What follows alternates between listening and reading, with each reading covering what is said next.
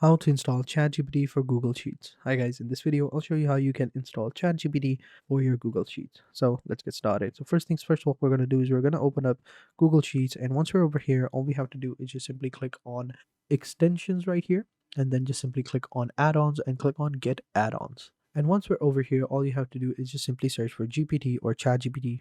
And once you search for it, just simply install any of these extensions right here. Just install GPT for Sheets, and once you've installed them, you are good to go, and that is it.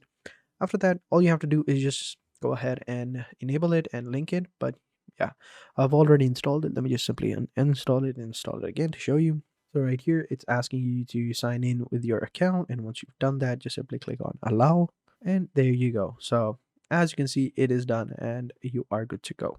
So just simply click on done and done. So as you can see right here in the another tab, you can see you have ChatGPT open up over here, and you can start using it on Google Sheets. So thank you for watching, and until next time, take care and goodbye.